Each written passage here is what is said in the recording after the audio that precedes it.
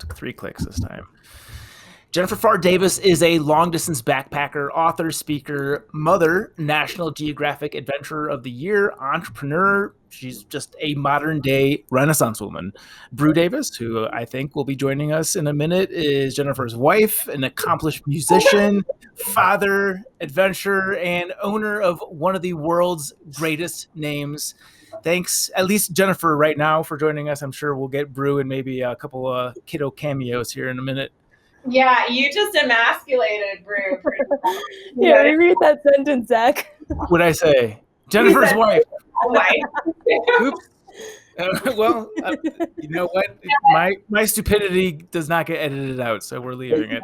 I apologize, Brew. I will say one thing I love about Brew is he is exceptionally confident, and I would have been way before you use that. Don't worry about that. With a beard like that, you get away with that. That's a real man's beard right there. Thank you. Okay. So yeah, I don't want to retrace any of the steps from the previous interview. For anyone who hasn't heard it already, go back to episode 15 where we had a long chat with Jennifer back when we could record in person, and that wasn't a game of Russian roulette. But we went into especially deep depth on the pursuit of endurance. Jennifer's most recent book. Is it the most recent book? You know, I have another one coming out in like a month, and then I did have another one. So no, that's I don't know how you must have more hours in the day than humans. So what is the most recent book? So a book came out a year ago that was a collaboration with a watercolor artist, and it was a coffee table book, and he did all these gorgeous paintings of Appalachia, and then I put a long essay in there with it. And then there's a youth hiking and camping guide that's being put out by Macmillan next month. So it's really geared towards ages 10 up, but it's this like Bible about outdoor skills. And I did it with my through hiker friend Haley. Her name's Murphy on the trail, and she's a 14-year experienced educator, and we worked on it together for about a year. So yeah, that's up next. Awesome. So that's a little bit since we last chat. There's a lot that I want to fill in the gaps here, including what you're doing currently. But before we get to that, can you just set the stage for this is maybe a little bit different of an audio experience than you're used to, and for very good reason. So if you could kind of fill us in as to where you are right now, what you're drinking, and what you're drinking it out of. My husband, my partner, Brew, and I are in the bathroom at a hotel. We've sort of barricaded ourselves in here. Our children, who are 4 and 8, are outside. I don't know what they're doing. What are they doing? I think they're watching a show. I hope they're watching. That's the most parental answer I've ever heard. He has to be like outside in the parking lot, right? You know, waving his shirt over his head. Who knows? I think we locked the door on They're the fine. inside. Yeah. But so we spent about 7 or 8 hours in the car today because we are on a family national parks tour to help us sort of like deal with the past year of COVID and feeling really just stressed out by that and stagnant. And there came a point this spring where we felt like it was really important to be outside as a family in order for us to heal and move on. So that's what we're doing. And most nights we're camping, but we had this interview and we're driving to Big Bend, which is just a really, really long drive. So we had to split it up with a hotel room tonight. And then the last question of the trio that I dished your way, you're drinking what out of a what? Oh, sorry. I'm drinking box wine out of a paper hotel cup. I'm drinking Benchmark and water. Benchmark's a really good, affordable. I don't even know it, but it's good. They make it at Buffalo Trace Distillery, so it's oh, nice. It's honest. That's awesome. Yeah. I love it. That's just screams traveling, is drinking booze out of like plastic and paper cups on the bathroom floor. That's yeah. Cheers to that. I'm following your lead today, except for I guess I'm a little bit more fancy. I've got a kombucha and vodka here. Oh, nice. And I think I saw Chance with a jug of apple juice. I've got apple cider. Oh, it's apple juice in a jug. It's half gone. I've got until March 31st to enjoy it. Yeah, there it is. Okay, so we learned a little bit about the recent books, but I don't know if this is new since 2018 or if we just didn't talk about it during the last interview. But Blue Ridge Hiking Company, fill us in on that. That's been around for longer than the last 3 years, right? It's like 13 years old. Okay. I thought so. We just didn't talk about it last time. So I guess it's new in the context of Backpacker Radio. So I guess give us a brief intro on that and like, I guess what that's been like during COVID. Sure. So when I was 24, I founded my own hiking company because I had fallen in love with long trails and just realized what a difference they could make in other people's lives. And when I started, I was a real newbie and didn't have anyone to like show me how to do things. And I felt like there weren't a lot of resources geared, especially to women at that time or young women. And so I wanted to start a company that was just really accessible and based in the Southern Appalachians and was well equipped to help people who were, new hikers or beginners or looking for a challenge. The problem was I didn't know anything about business, but that didn't stop me, just like I didn't know anything about the trail when I began through hiking. And it's 13 years old now, and it's been built off a lot of mistakes, honestly. Like there's all the business books of, here's what I did right. And I felt like the only thing I could ever share in terms of business advice is like what I've done wrong along the way. Because you remember it and it makes you change. It also makes you better. And what we were lucky with from the beginning is that there was this need for a lot of people who wanted to get outdoors, wanted to learn. There weren't a lot of resources for lightweight backpacking, which is our specialty. All of our trips are equipped with lightweight gear, not because we think it's better. We just think it's a lot easier for beginners starting out to carry less weight. And then we have this deep love for the Southern Appalachian region where we guide. So last spring was terrifying because we had all these trips lined up for March, April, May, and COVID hit. And not only could we not run them, but we had to refund a ton of money. And we had just opened a small kind of boutique backpacking shop the year before. And we have a bunkhouse on the Appalachian Trail in Hot Springs, North Carolina. And it's this very nice double wide trailer we called Appalachian Trailer. But we had, at this point we had overhead, we had bills. And I was pretty terrified that, we wouldn't be able to either pay them or we'd have to lay off people, or I didn't know what the ramifications were going to be, but COVID was definitely scary as a business owner. And then, thankfully we were able to get the PPP funding and, our philosophy with COVID is that we wanted to follow all state, local, and federal regulations, but operate as fully as we could under that. And so as soon as we could start offering trips, which most of our trips are very small, like an average of 3 or 4 or 5 people on backpacking trips, we began doing that. And then we guided as many trips last summer and fall as we did in a normal 3-season year because people were like so eager and so anxious to get outside.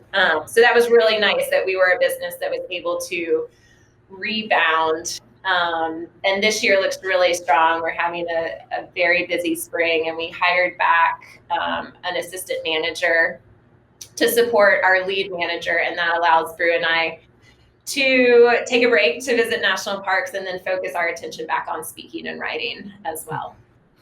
I knew there was something new to the business. It was the outfitter that I was thinking of. Yeah. So the outfitter you opened, you said at the beginning of last year? It's 2 years old. 2 years, yeah. Okay. So it'll be 2 years in April. Yeah. Got it. Yeah, I couldn't help but notice, looking at the photo on the website, that you had one of those infant future AT hiker shirts. Yeah, actually. Do you know Sarah Jones Decker? Yes. She's yeah. Right? And she is. She's out your way too. She did the AT shelters book. Yeah. Friend of the show. Yeah, friend of the show. She sent me one of those shirts recently. That's why I'm bringing that up. Yeah. And then obviously I want to hear all about the national parks tour with the fam. But before we get to that, this popped up on my Facebook, I want to say a couple months ago, and I haven't had a chance to pick your brain about it. So I'm very curious. Tell me about the Presidential Council.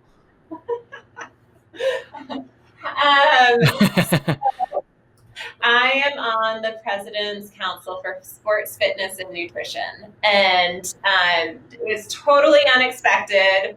Never something that I thought I would be considered for. And it is a huge honor. It's a weird time to be on the council because I was appointed at the end of 2020, and then Biden came into office, and my hope is that I get to serve a full 2-year term. But new presidents have the ability to clear the council or take certain people off the council. And also during COVID, a lot of the ways that council men and women plug in typically are not there. Like there's usually opportunities to like visit the White House during the Easter egg hunt and talk to kids about getting outside and getting active, and none of that's happening during COVID. So it's a really great honor and title. I would really love to serve, and I'm hoping that I'll be able to do that and like add this voice for outdoor recreation to a council that's pretty traditional, like mainstream sports. But time will tell. So how does that, you do Zoom calls with other people? And I assume it's public information who else is on the council? Yeah, it is public information. There's a website if you want to check it out. So right now, I think that the council, this is just, I mean, I've received communication, but this is me also kind of speaking freely from my own opinion. I think it's just on hold because, first of all, like there's a pandemic. It feels pretty pressing. And then Biden hasn't said whether he's going to keep certain council members or clear it or appoint new ones. And I think it is this waiting period to see what he does. So, you know, it's very political, and I am not that political. I'm a registered independent, and I have been for a long time. But yeah, I'm sort of playing in a game that's much bigger than I am. So I'm just sitting back and hoping I can make a difference, and waiting to find out. Got it. Is there like a certain time that they usually add or remove people by, or is it just like waiting for pandemic stuff to get lifted to do any of that? Yeah, I was told pretty early on, it's like you could get a notice within a month that you've lost your spot that you just got, or you could serve a full 2-year term, or it could be like 9 months in, and there's really no way to know. So, you know, the nice thing is it's like a board position where it's on top of all the things you're already doing. So again, like I would love to be active and serving and involved and helping out and participating in the annual meetings. But our day-to-day didn't change by being invited to join the council. And, you know, doing this national parks tour feels like a really organic manifestation of being a part of the council, even if it's not recognized in that capacity. Like, I think I was chosen because what we've done for the past 13 years is all about encouraging people to get outdoors. And that's going to continue regardless of whether or not it's got a kind of official government stamp on it or not. Okay, I lied. One more resume bullet point, because we definitely did not talk about this. And I have never asked you about this either. But I'm not sure if this is still active. But you serve or served on the board for the ATC? Yes, I served for 3 years on the board of the ATC, and rolled off that about 3 years ago. What is that like? I know that's a big question, but can you, like, for someone that I have no clue to like what a board for a nonprofit that size looks like or operates, can you just give me like some of the broad strokes?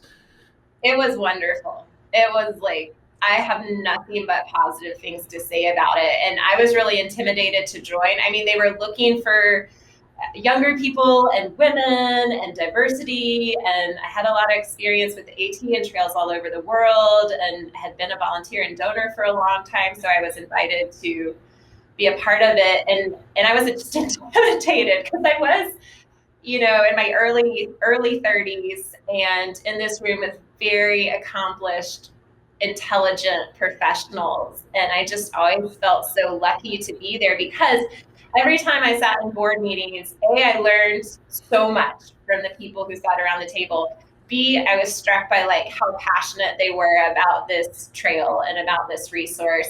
And C, I was always also really flattered and almost surprised that they valued my voice or opinion as much as they did. So it was really positive. I was planning to be on it 4 years, and it became more of a commitment than I could handle after having our second child. I started when we just had Charlie, and being a mom and having our own businesses, and then having our second child. I was on it another year, but it was just a real struggle, and the board chair knew that, and so they had opportunities for new members to come on, and she asked if I wanted to stay on, and I said I'd really love if someone else could fill this seat and give it more attention than I can right now, to roll off and hopefully come back on at a later time. So I've been off, and that was really providential, because I think that the job of a board member at the AT has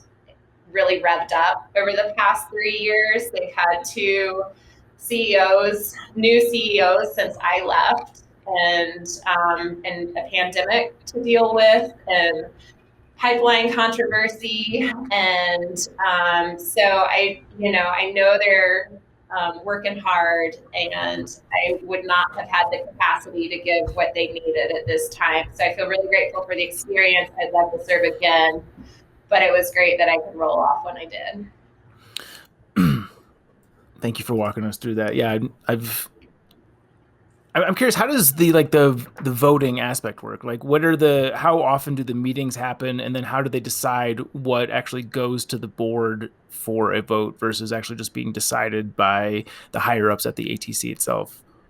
So the Appalachian Trail Conservancy is a board-run agency. So the board sets the direction for the Conservancy to follow. So most of the decisions are made at the board level, but the AT, like most long trails, is a very complicated beast in that it has a nonprofit that handles a lot of the management, and yet it's also part of the National Park Service. And so you're dealing with, the Park Service, who is also making decisions about the resource. And then you have all these trail clubs en route who also feel a deep ownership to their sections of trails and to the maintenance performed there and oversight. And so it's a really collaborative model.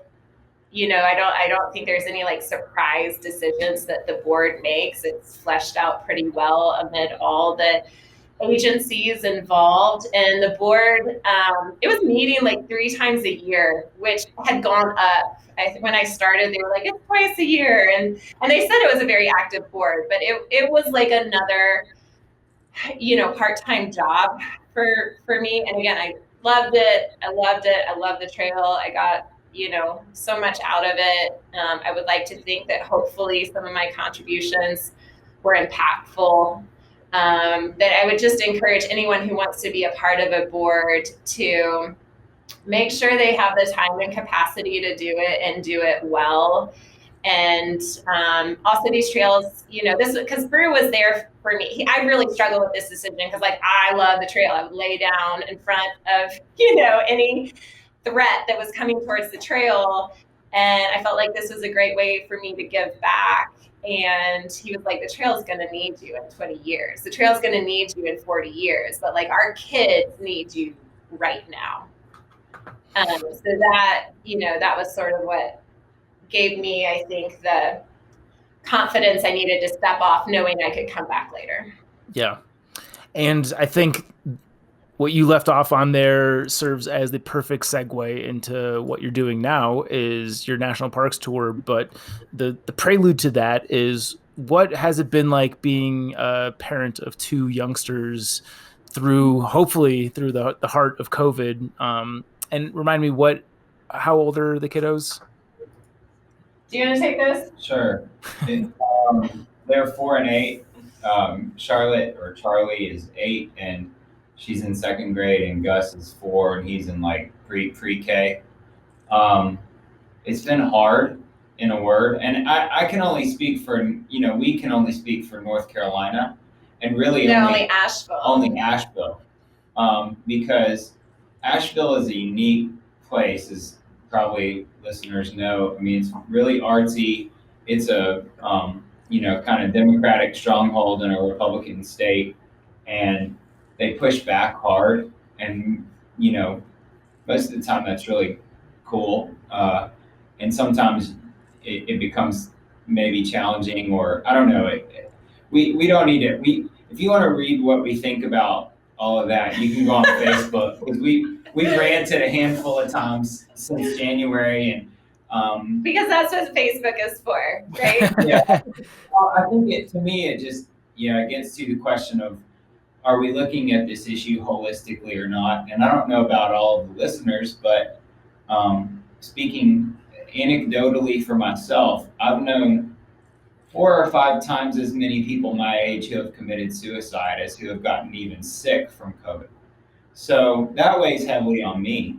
And I think that's an honest, fair measurement that really wasn't discussed a whole lot, at least from the voices that I was hearing talking about COVID. But back to the kids, it was just juggling, and it was just one more ball in the air. I mean, we've always had too many balls. Yeah, we've always had 4 or 5 balls in the air, and you're kind of scrambling to keep them from hitting the ground. And this was just an extra ball with Charlie, who was with us since March, and then a second extra ball with Gus, who was with us from Thanksgiving on. But it really, I think we have the luxury financially of and kind of the priorities, the way that our deck was stacked. We just decided it's more important for us to spend time with the kids right now than it is to make an extra $15,000 or whatever it was.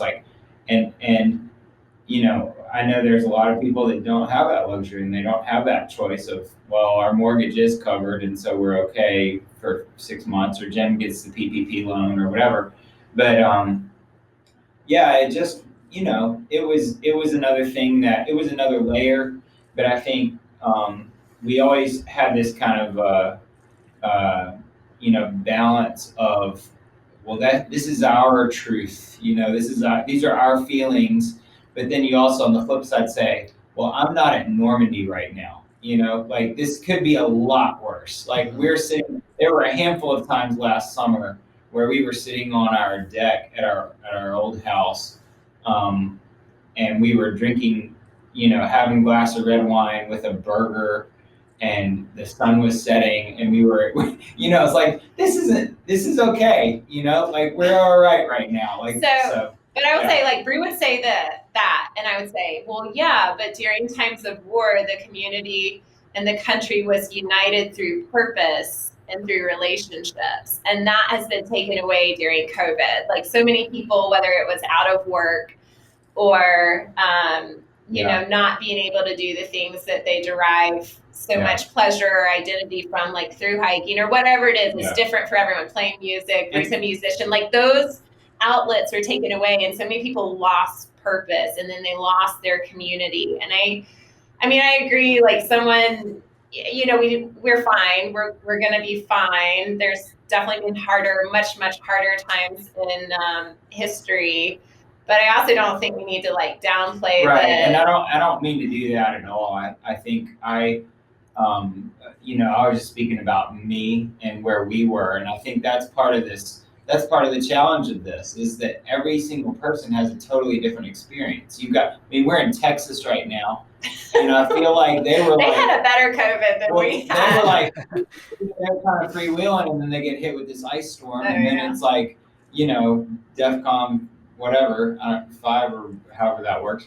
And so I just think, and Denver was hit really bad early on, and there's just, it was so unique to everyone, and there was you can't paint with a broad brushstroke with this thing. And I think, yeah, at the end of the day, you just try to be sensitive and try to love people and wear a mask and stay away from people. Yeah. But it was a hell of a year. Thanks for asking, Zach. Yeah, no, I mean, I can't imagine. I can imagine what it's like. I can't imagine doing that with young kids. And I can say I have a lot of friends with young kids at home, and they're all wonderful parents and love their kids very much. But a lot of them were going batshit crazy being around their kids that much. Like they rely on school and daycare and babysitters and all that to get their work done and keep their sanity, and for the kids' sanity. Like they need that socialization as well. So I know that the mental health aspect of it weighs heavily on a lot of parents with young kids. And that's not even factoring in like the financial constraints like you had mentioned. That's a whole other conversation. But yeah, tough year. And thank you for sharing that. I think that is obviously an important precursor to what you're doing right now. So if you could kind of talk about how you settled on this particular idea, and I guess go into a little bit more depth about what the National Parks Tour is.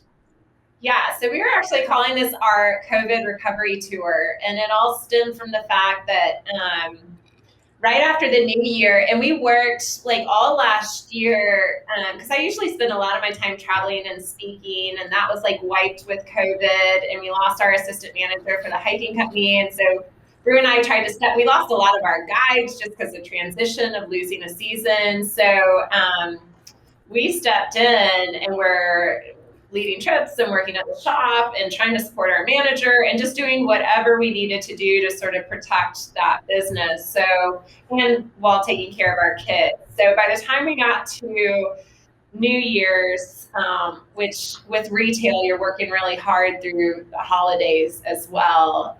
We just like needed a break, and we drove south, and our goal was to find some manatee in Florida. We did. It was awesome. Like they are just incredible creatures. And then we went and camped out at Cumberland Island, which is a national seashore. It's like the last barrier island out off the coast of Georgia before you hit Florida.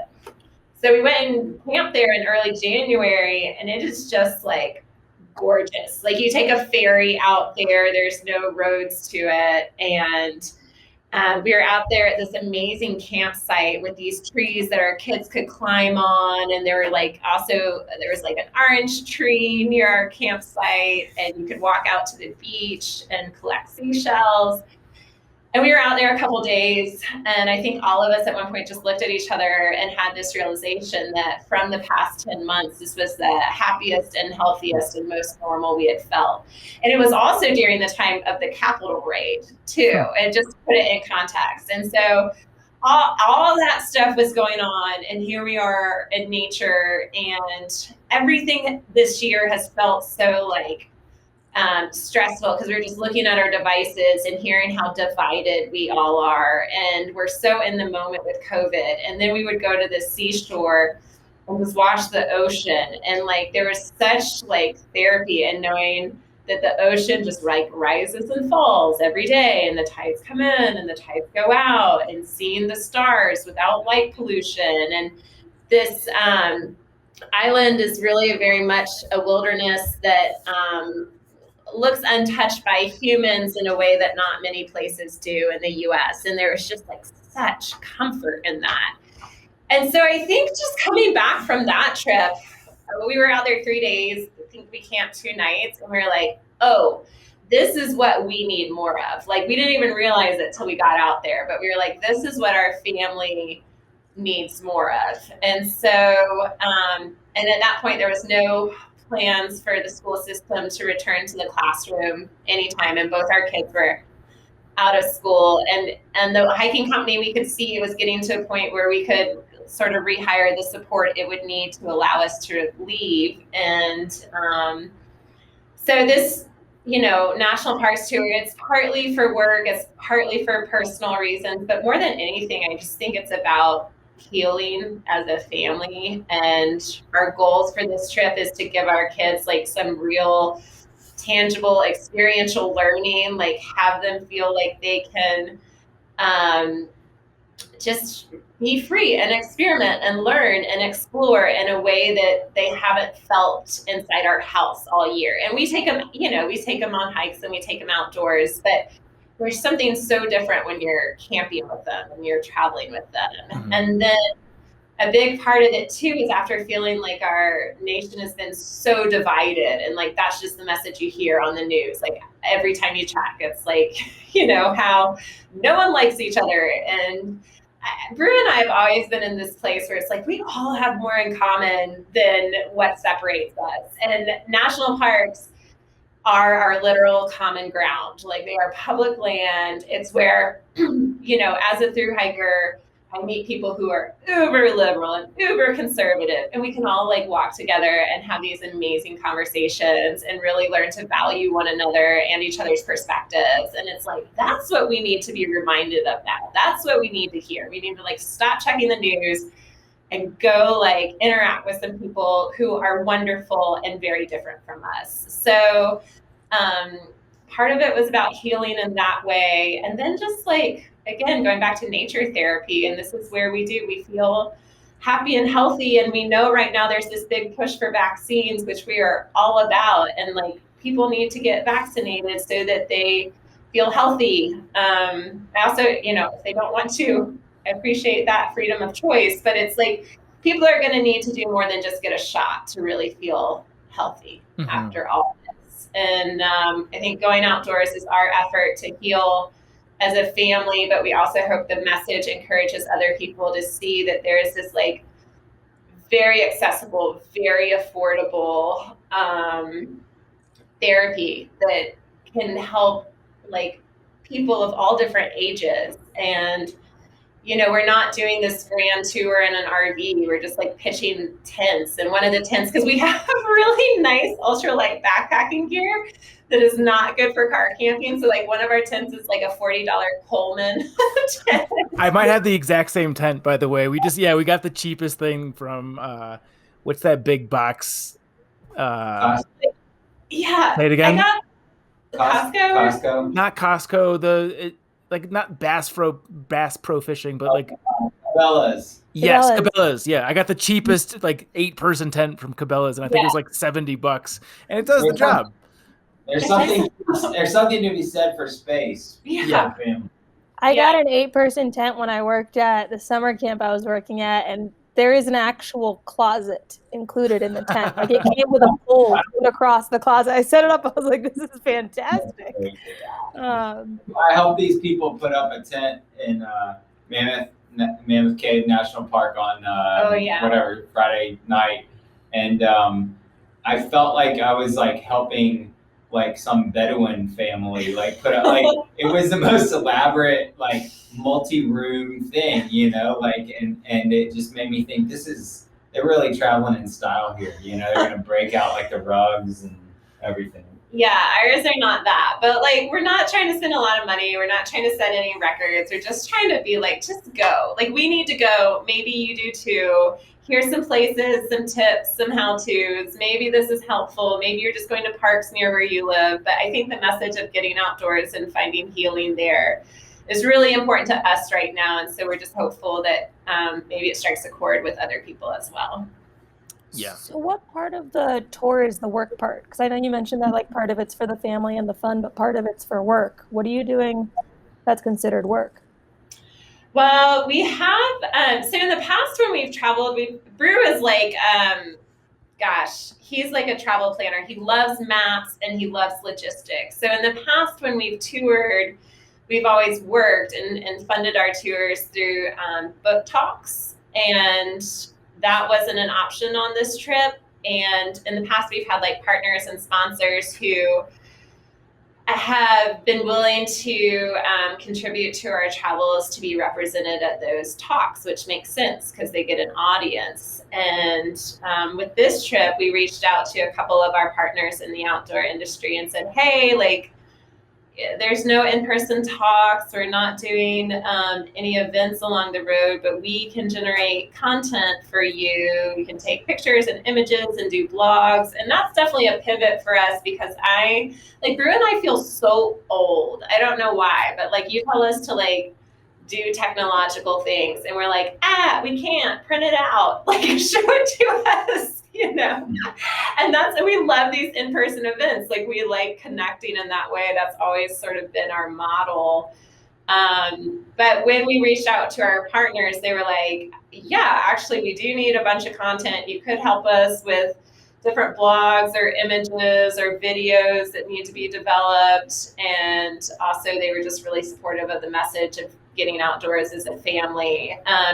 So we're working to send them certain things along the way. And that is work. And then also, as an owner, and Zach, I'm sure you appreciate this, but you can leave your baby at boarding school or with a sitter or whatever. Your baby's not ready for boarding school.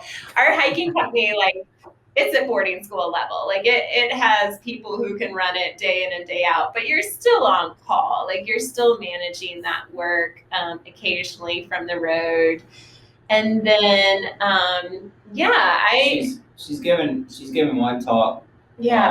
In a couple of weeks. So that's probably that is the next time we're in a hotel in like a week and a half. Because we're gonna go to Great Sand Dunes in Colorado. But we just realized, well, we've got this one day where she's gotta talk with a group of businesswomen in South Dakota, and so we need reliable Wi-Fi for that. And then I think she's doing something else that night. Yeah, I think I reserved the conference room so I wouldn't have to talk to him from the bathroom.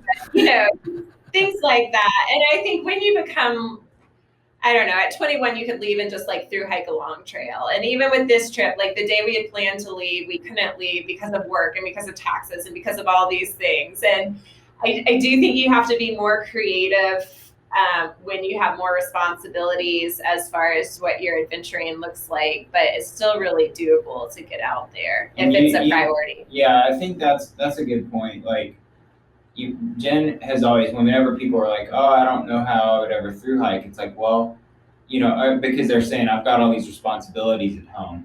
And her point is always, you can do it if you want to do it. Like you can figure it out. And I think that's been kind of in the same vein for us with this adventure. It's like, we can make it work. We realized back in January, we really wanted to do this. They opened up the schools. And so our daughter actually was going hybrid, virtual learning one week and in-person learning the next.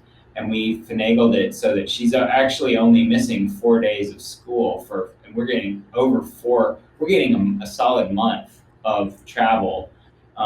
But I think that's kind of one of the takeaways is like, and we know we're fortunate, but I think that there are ways that you can be creative to put yourself in nature and to find ways to like catch your breath and regroup. And I think we would encourage everyone to try to do that, especially right now. Sure. Yeah. I mean, like, obviously not everyone's in a position to turn an outdoor adventure into a business lifestyle, but I think that there are a lot of people that can find these mini adventures and infuse that into their family's life. And I think that what you're doing, I hope, serves as inspiration to, this is something we were talking about before we hit the record button, but I think 2021 really needs to, the main conversation needs to be about mental health and getting back to normalcy, some degree of normalcy, obviously, prioritizing people's safety, but the mental health thing is, everybody that I know has, like, best case scenario, has taken a 10% hit in their mental health. And like, if that's where you are, you're doing really well. I think everybody's in kind of a tough spot right now. So yeah, I hope that what you're doing serves as inspiration to all young families that can get away for any amount of time to fill in those gaps with something healing, like a national park. I'm curious, you mentioned the kind of the interface of your kids, obviously being at home a lot during COVID, but how did their mental health play out during the last year? Like, is this trip more for you guys? Is it for them? Is it your relationship as a family? Like, I'm curious how they are doing. Yeah. I think I'll answer first. I feel like it's more for us because of them. Like, I feel like we've given a lot more of ourselves to them so that they don't take a hit emotionally. and mentally. Like we've tried to fill in those gaps and be like, I know that, I mean, speaking for myself, like I don't want Charlie to be unhappy, And so like, if she looks like she's down, then I'm going to try to pick her up and be like, hey, let's go for a bike ride at the Biltmore State or whatever. Like I'm trying to dig deeper so that she doesn't have to. But now I feel like, okay, we can kind of dig deeper, or we can kind of like do this recovery trip, which is what we're calling it, the COVID recovery tour. And that's a way to like heal for us and sort of rejuvenate ourselves while also spending time with them, which maybe it's just an asinine proposition because you get in the car with your kids for 7 hours like today and you're like pulling your hair out. Yeah. What were we thinking? But eventually we'll get to Big Bend and then it'll be amazing. We'll have like 4 days of exploration. What would you say, Jen? I think it's spread out pretty evenly as far as whose mental health this is addressing. Like we have seen anxiety go up in one of our kiddos, and our 4-year-old, a quarter of his life has been, no, don't touch, don't go near, wear your mask, stop, we can't touch your grandma, don't hug. Like there's been so much negativity infused in his actions, and he is like a very high energy kid and very affectionate, and COVID's really limited that. And we want our kids to feel confident and affectionate and free. And we just feel like when they're outdoors, they still get a lot of no's. We're all like, no, come back, don't, it's a ledge, stop, no. They're just they're happy. They kind of, I mean, we camped out at Mammoth Cave in Kentucky, and then we went to Hot Springs National Park in Arkansas. And what's driving us crazy is our kids have a little bit of a vibe that they have been caged animals for like a year, because we're bringing them to these outdoor spaces and they're just like exploding with energy. And so it's really good. It's sort of like what we wanted, and at the same time hard to manage, and then also super frustrating because they're like bouncing around off the walls, and we're like, okay, we're gonna go hike. And like one of our kids in particular is like, no, like not hiking, like could run in place for 5 hours, but when you like call it hiking, they're not excited. And it's been a little tough, like both of them. Like some of the things that we've tried to do, like today we got this hotel and we're like, oh, okay, there's a pool. Well, the pool's closed, so they normally would get energy out away from a trail that they're not able to do. And I think that's tough, and plus we're just in West Texas where you're driving like 6 hours to get to the next place and that's it, and like, so I think they really are kind of caged right now, but I think as it goes along, it'll loosen up and they'll be great. I think Brew and I are just doing this trip because we really needed quality time together. And how do the screens interface in this? Because again, I'm going to just go off of what I see with my friends who have kids of age, but I have a couple of friends in particular that I'm thinking about right now who were like pretty adamant about a no screen rule. Like they didn't want the way that their brains would develop to be impacted by a screen and the ADHD and all the things that come with it. And then COVID happens, and it was like they just put an iPad in front of their face just so they could get a free minute to themselves. I'm curious, has that impacted? And I don't know what your screen policy was prior to this, but I'm just curious to get your take on that. I think beforehand we would have like movie nights on Friday night and maybe Saturday. Basically, they'd have a night or two a week where they would watch a show, and occasionally our daughter Charlie would get a text from a friend, and from like on our phones, which is kind of creepy from her parents. It was weird. You like look at my phone, and I've got these threads with like 7-year-old girls. It's kind of weird. It's all like kitty cats, and like it's kind of strange.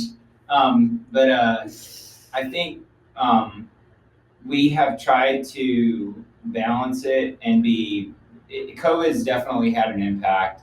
We don't want our kids to just become zombies and I read a book not long ago called The Tech Wise Family that was good and kind of informed. Here are some things to think about, and I think we just try to be.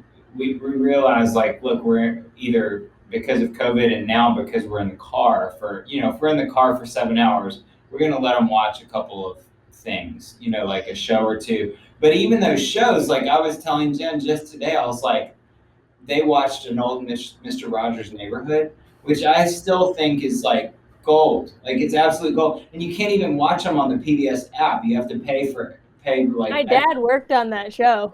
Did he? Yeah, he was the video engineer. I think it's the most brilliant thing ever. And so I told Jen today, I was like, I'm going to pay the $10 a month to subscribe. Whatever gets us PBS so that our kids have the library of Mr. Rogers' Neighborhood. So I guess what I'm saying is I think it has as much to do with what they watch.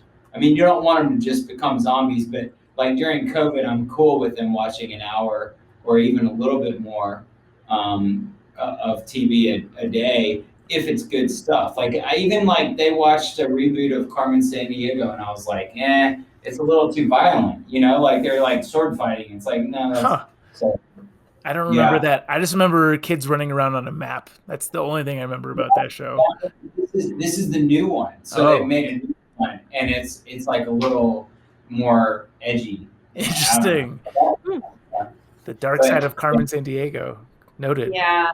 I think it's like everything else. You just kind of do the best you can during COVID. You try to give yourself grace, and you try to balance, like, you try to be good parents, and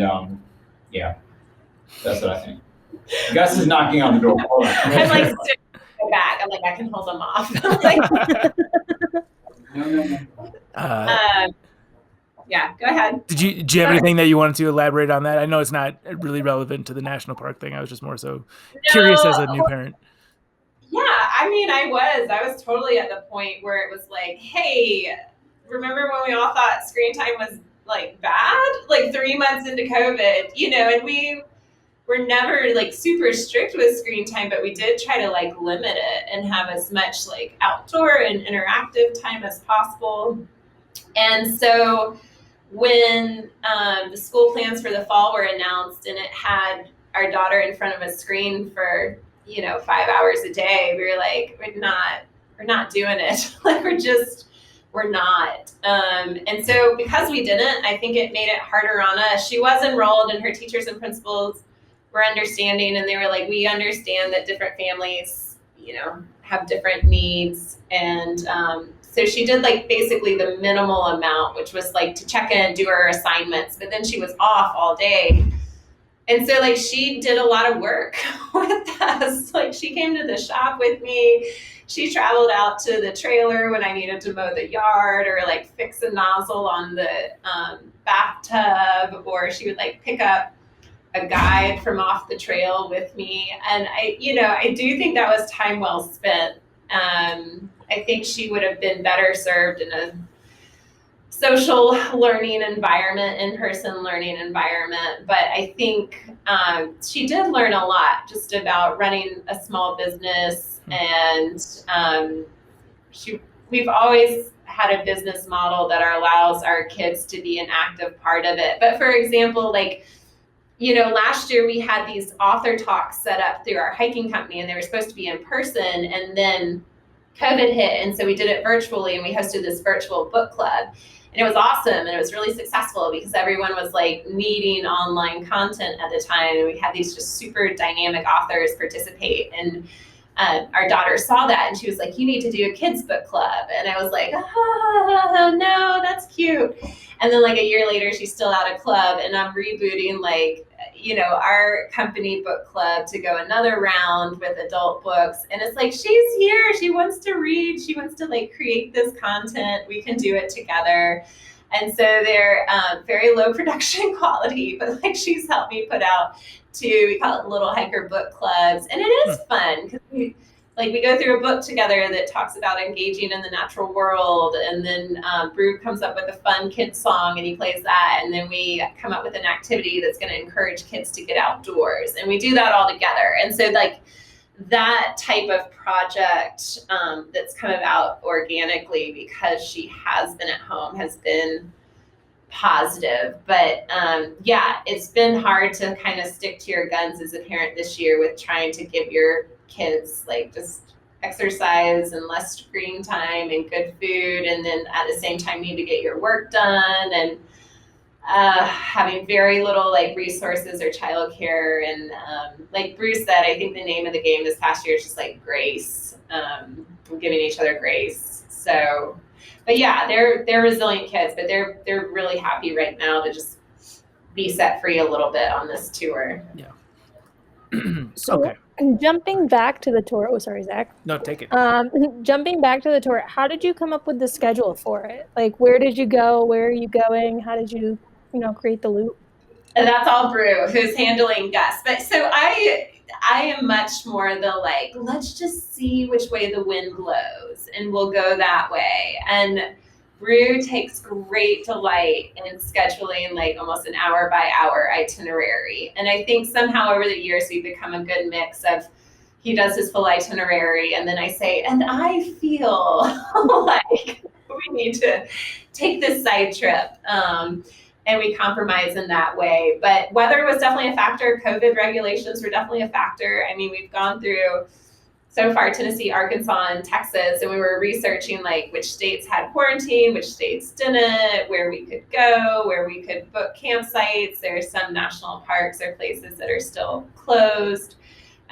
So weather and regulations, I think, were the overarching factors in this tour, which is pretty much a southern loop through, we'll go as far as New Mexico and then start working our way back. But our hope this summer is to go to some additional national parks, which right now have more closures or regulations or limitations due to weather. So it hopefully will work out pretty well in that way, doing sort of a 2-part tour. I imagine there's got to be, and I think you touched on this a little bit before, but there's got to be a lot of fluidity to the plans, just given the nature of the pandemic and like changing laws, guidances, etc.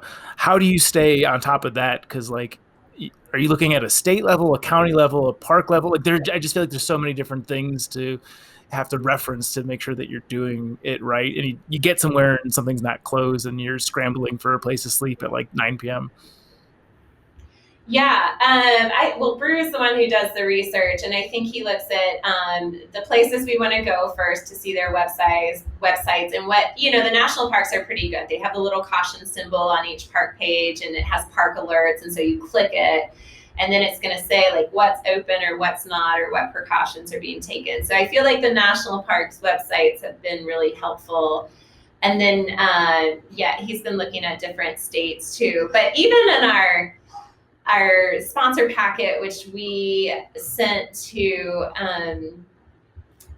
our partners, we said from the beginning, like, we don't know, like maybe we just end up like spending 3 months in the Smokies if that's all we can do. But all we can say is like we have this deep personal need to be outdoors right now. And again, in the beginning, I think we were aiming at the traditional national park units, and then we were like, well, that's silly. There's 421 units in the entire national park system. Like, let's expand it. Let's have more options. And so from the beginning, we just realized that this schedule might change, the destinations might change, but our goal of getting outside is going to stay consistent. And however we can accomplish that, that is what we are going to end up doing.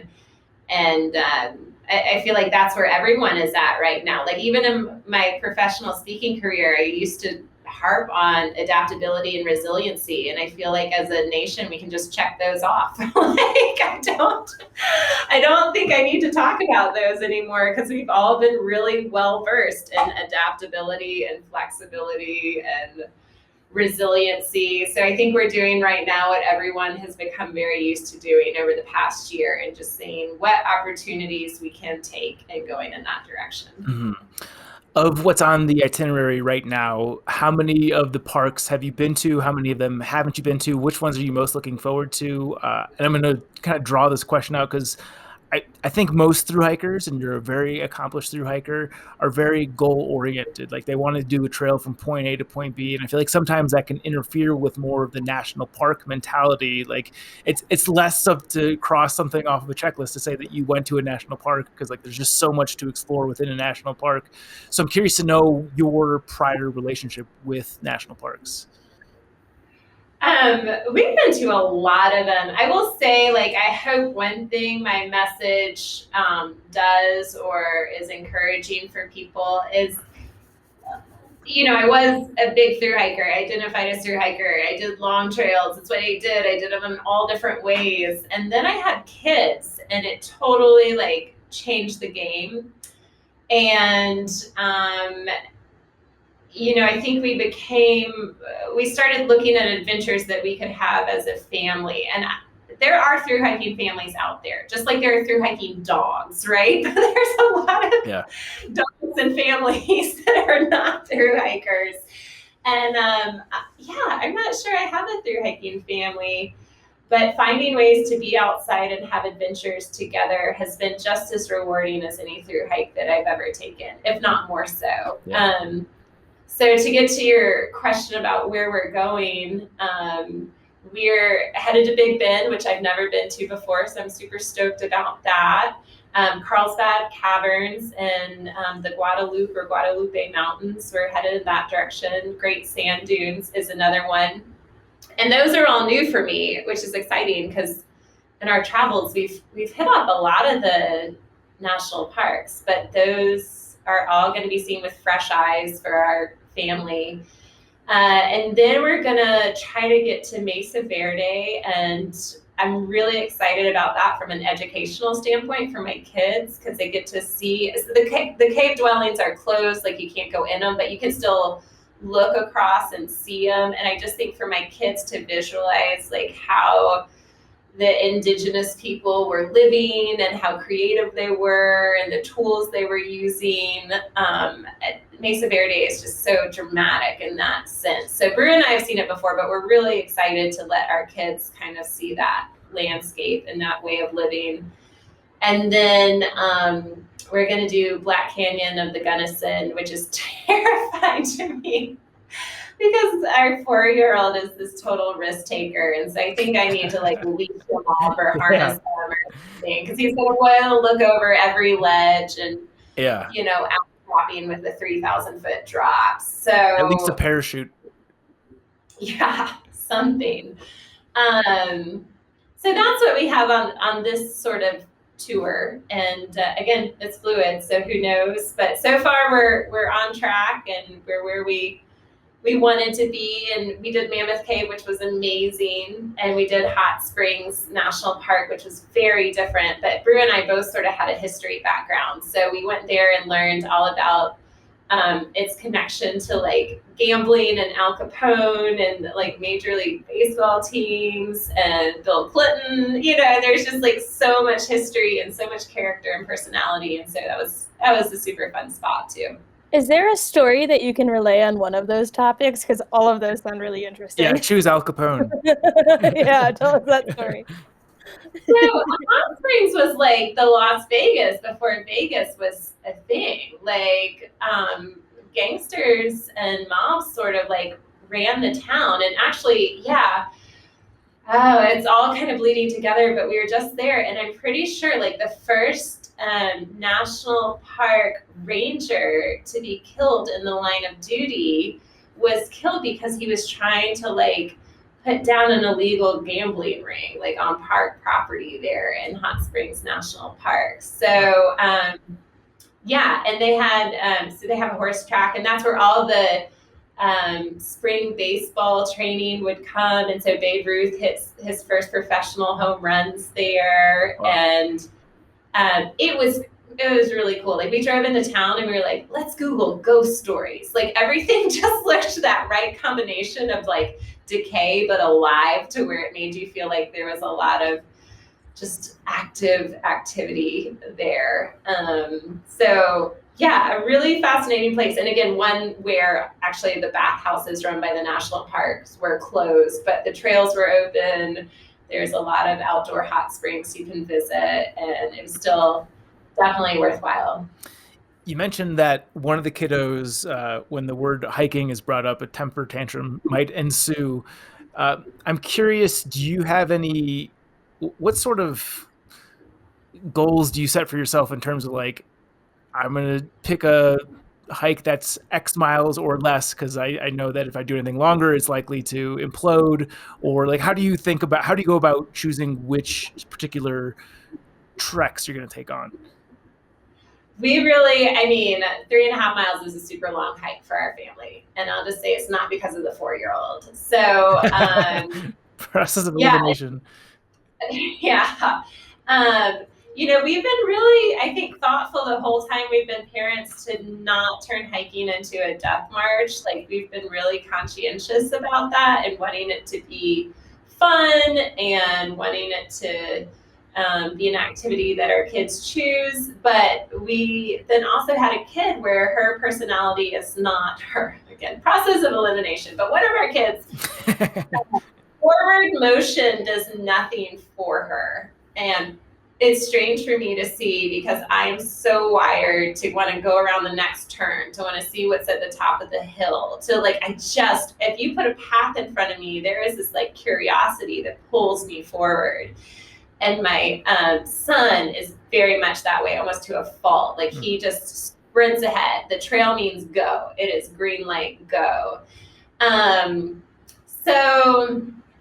At this point, there is more compromise involved because we were like, okay, well, we don't want it to be a death march, but we do feel like a 2.5 to 3 mile hike over 3 to 4 hours is fair as a family. We're packing lots of snacks. This is what we do. It's part of our family culture. And so we do, try to include our kids in what's important to us as parents. And sometimes it goes really well. It goes better with bribery and peer pressure. Like if my daughter has a friend or a cousin that comes hiking with us, she's good to go. She never complains, never thinks twice. She's like just boogieing down the trail. Or then, for like, we'll get ice cream afterwards. That helps a lot. But she needs external motivation, whereas, that's not something that I've dealt with. But my daughter, like, brings so much to our family in the sense that she's a total artist. And Brew's more of an artist too. He's very creative. And he's someone, even when we met, I was like, I like to hike. And he's like, I like to sit on a rock. And I'm like, I don't know that we're going to get along.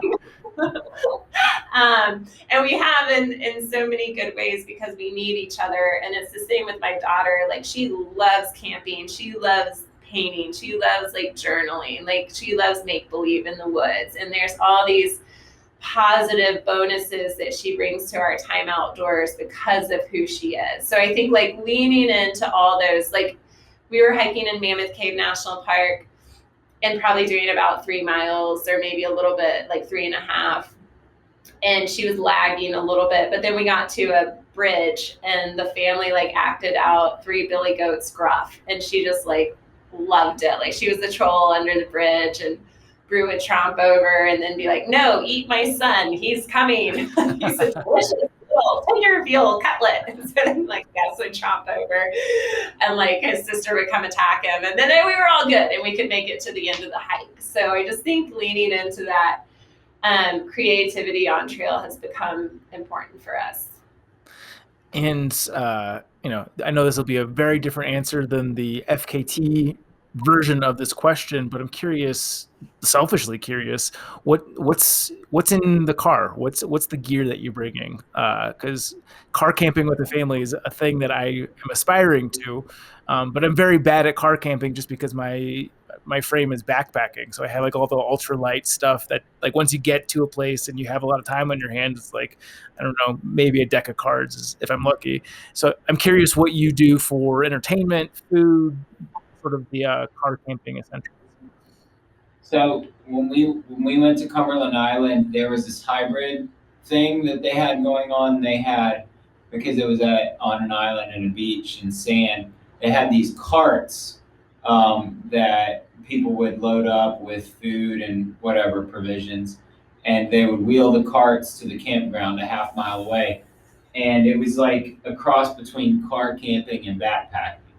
And I think that even though we have a car, we that's kind of our approach, is like we never really get away from having, we use the gear that we have. Like we've got lightweight gear, we've got things that we use when we're section hiking or through hiking stuff. And so we use that, but then we kind of blend it with a Frisbee and like a couple of tennis balls. Like Harry Potter book. We're very selective about. It's basically like more luxury items. Like you've got more luxury items, you've got more stuff, and more food.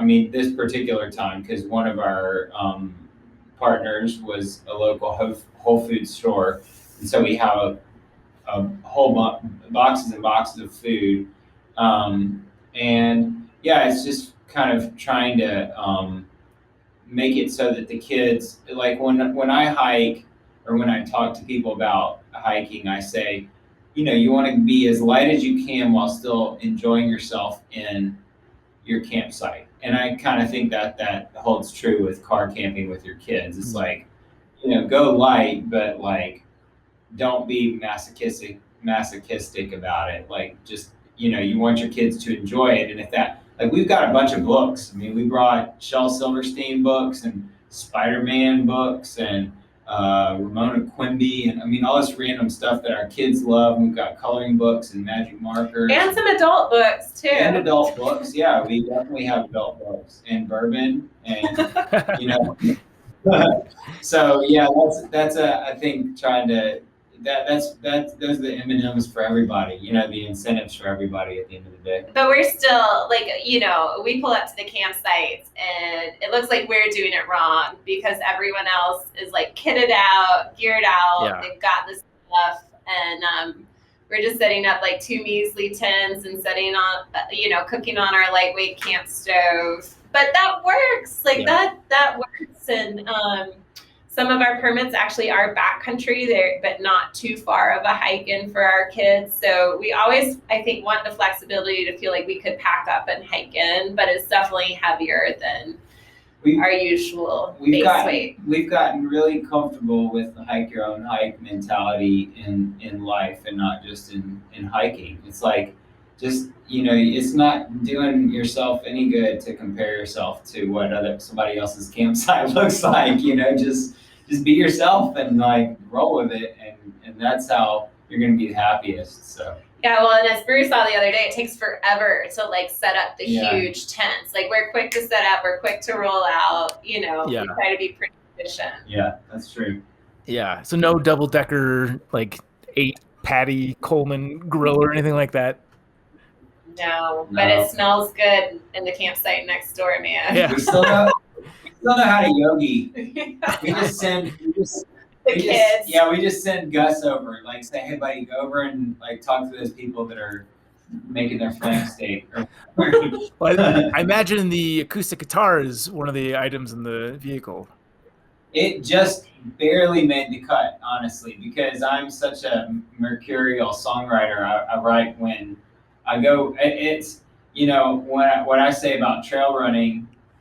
I'm a total dilettante or Renaissance man, I guess would be a positive connotation for it. But what I say is, you take what the trail gives you, and if the trail's uphill all the way, then just hike it. Don't run. That doesn't make any sense.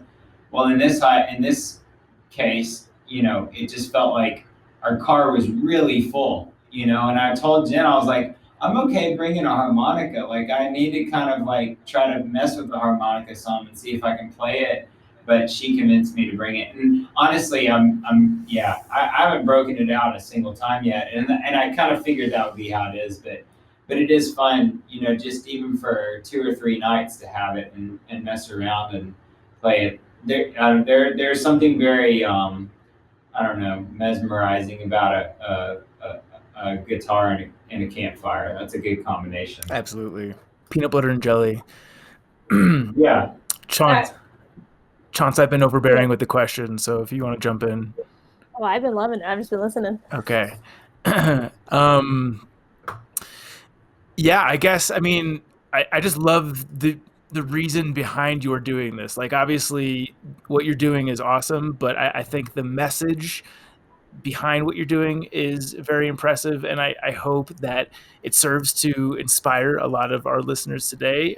It's not a coincidence that this is our 100th episode or centennial, and I wanted to have you guys on for what I feel is a pretty monumental show for us. I didn't think we'd get past 10, so 100 feels pretty good. But yeah, I mean, like, do you have any parting words of wisdom for somebody listening to this? Like, whether it's not necessarily following your tracks, but just like a message that you want to convey to families of America in 2021. Well, honestly, you probably have more thru hikers than necessarily like families listening to you. I would just say, because I think there's this fear, whether you want to do your first thru hike, or you've just finished it, or you're about to get married, or you take a new job. It's like your connection with the trail is a relationship, and it's going to change and it's going to look different. And I know a lot of us used to feel like the end all be all was getting to the other side of a long trail, but it really, I mean, through my journey, which has looked very, very different in different phases of life, like, I am more in love with the outdoors now. And like, there's, no greater experience of being outside than seeing it like heal your family and bring your family together. So I would just encourage people who love trails and love thru hikes just like I do, but to not think about it one dimensionally, because at different times in life, there's a lot of different ways to get outdoors in a really positive manner. Yeah, I think like the same, very similar. I was thinking the adventure doesn't end. It doesn't have to end. It's not like harder. It is. It is harder, and then it's gonna get easier. It's like it's trails like life. Life's like the trail. Like, it's harder right now to get outdoors with your kids. That like the adventure doesn't end. There are ways for you to make it work, and I think you just have to be creative, and you just have to want it bad enough to figure it out, or need it bad enough to figure it out. Yeah, that's true. Yeah, well said. Well, I know it's late where you guys are, and I don't want you to spend your entire evening on the floor of the bathroom, so I'll let you get up and go sit on a bed or something. But thank We spent a lot of nights on the floor of the bathroom. I'm no stranger, yeah, that's for sure. But I'm usually more horizontal than you guys are. Yeah, no, I honestly really appreciate it. I know that you've got a pretty, I don't know if hectic is the word that you would choose, but very busy schedule right now, chaotic. I guess that's a synonym. But yeah, very appreciative of your time. Stoked to have you on again for number 100, and just wishing you the best. Oh, I guess before we go, where should people go if they want to keep up with the rest of the COVID recovery tour? Did I get that? I messed it up. Yeah, that's what we're calling it, internally at least. So we're on social media. It's Jennifer Pharr Davis or Brew Davis, and then Blue Ridge Hiking Company is our outfitter and guiding service, and Jennifer Pharr Davis is sort of the speaking and writing entity of that. Brew Davis is on Spotify. There you go. He's good. He's really good. I had a woman come up to me in the pancake shop in Hot Springs, Arkansas this morning, and I was taking the kids out for kind of a dad breakfast. And so I could hike, by the way. That's right. And she was like, this woman was like, "I'm so sorry to bother you, but are you Jennifer Pharr Davis' husband?" I was, we had a really nice conversation, but I've been joking the whole day about like just the drawbacks of celebrity are just overwhelming when you get people, all you want to do is have breakfast. That never happens. Like, it was so much fun just to be teasing it out forever, because whatever. And then you end the day in your bathroom, and That's now right. we need to go put our kids. That's funny. Thank you. We appreciate it, and we're excited about all the adventures, Zach, that you're going to have with your expanded family. And Chance, I'm sure you're on to great things as well. So she's a dog. Thank you. I'm doing. Yeah, it's COVID. I'm sitting indoors a lot. One last parting question. Now that everybody's listening, but what song, or can we? I guess is the first part of the question. And what song, or at least a portion of it, can we feature as like an outro to this interview of yours, Brew? Ooh. Oh gosh. I'll let him. Oh, it'd probably be a good one. Is Song on the Radio, because that's got a whole bunch of different places all over the country. No, I'll climb that mountain with you. It's better. No. Yeah. I'll let you guys fight this one out. Burning questions. It's Yeah. really good. She's not the artist. So also, my husband is so good, and also Justin Timberlake and Aunt Clemens have this song called "Better Days Are Coming," and we've been listening to that ever since we left home too. So that's another one to put on your Spotify, along with Brew Davis. I would say I'll climb the mountain with you. Song on the Radio, or maybe State of Franklin. One of those two. Well, how about this? Send me the MP3 of the one that you'd like to feature, and I'm going to drop it out right now. There you go. Okay. Good answer. Awesome. Well, thanks again, guys. Really appreciate it. Great to catch up, and please get off the bathroom floor. Okay. Bye, guys. Bye.